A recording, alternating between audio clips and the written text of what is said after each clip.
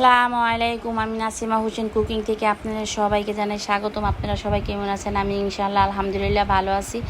আজ আপনাদের জন্য নতুন একটি রেসিপি নিয়ে আসলাম। আম সিদ্ধ করে জুস বানাবো কিভাবে সেটি আপনাদের সাথে শেয়ার করব। কারণ এত গরমে যদি আপনি আমের জুস খান, দেখা যায় আপনার মন প্রাণ দুইটি ঠান্ডা হয়ে যাবে। ভিডিওটা আপনারা বাসায় ট্রাই করে খেয়ে অবশ্যই কমেন্ট করে জানাবেন কেমন হয়েছে। ভালো লাগলে লাইক শেয়ার কমেন্ট করতে ভুলবেন না। আর যারা এখনও চ্যানেলটিতে সাবস্ক্রাইব করেন নাই, সাবস্ক্রাইব করার জন্য অনুরোধ রইল। আমি একটু খেয়ে দেখলাম কেমন হয়েছে। খেতে অসম্ভব মজা। আপনারা বাসায় এইভাবে বানিয়ে খাবেন। আমি এখন তিনটা আম নিয়েছি। তিনটা এখন ছিলে নিব। যারা এখনও চ্যানেলটিতে সাবস্ক্রাইব করে নাই, সাবস্ক্রাইব করার জন্য অনুরোধ রইল।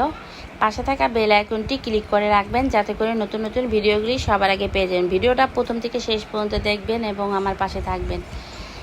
আপনারা ভিডিও দেখেন কিন্তু সাবস্ক্রাইব করেন না, লাইক দেন না। প্লিজ আপনারা সাবস্ক্রাইব করবেন, লাইক দিবেন। আপনারা যদি সাপোর্ট না করেন তাহলে আমরা সামনের দিকে এগিয়ে যেতে পারবো না।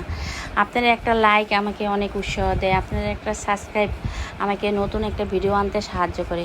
প্লিজ সাবস্ক্রাইব করতে ভুলবেন না।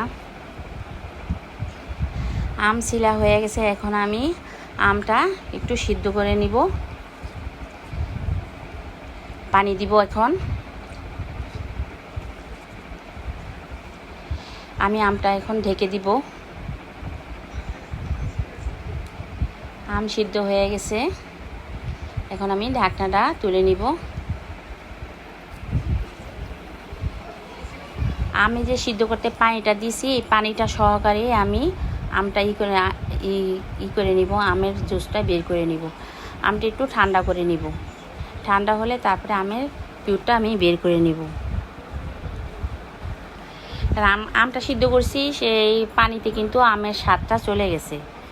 আমের এই সিদ্ধ পানিটা ফেলে দিবেন না, জুসের সাথে দিয়ে দিবেন। খেতে অসম্ভব ভালো লাগবে। আমি এখন আমের পিউরটা বের করে নিব। আঠিটা ফেলে দিব।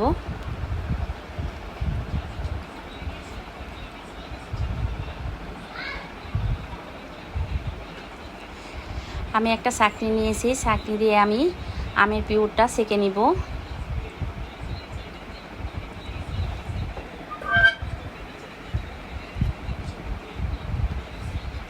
ছাঁকা হয়ে গেছে। দেখুন আমের পিউরটা কত সুন্দর হয়েছে। আমি 2টা গ্লাস নিয়েছি। গ্লাসে এখন আমের পিউরটা দিয়ে দিব। আপনি চাইলে আইস দিয়েও খেতে পারেন। আইস দিয়ে খেলে আরও বেশি ভালো লাগবে। আমি লবণ দিব স্বাদ মতো। চিনি দিব। চিনি মিষ্টি যেটুকু খেতে চান কম বেশি করে দিতে পারেন। আমি একটু পানি দিয়ে নিব, কারণ অনেক ঘন হয়ে গেছে তো। পানি দিয়ে আমি চিনিটা একটু গলে নিব। আজ এই পর্যন্ত। আবার দেখা হবে অন্য কোনো নতুন ভিডিওতে।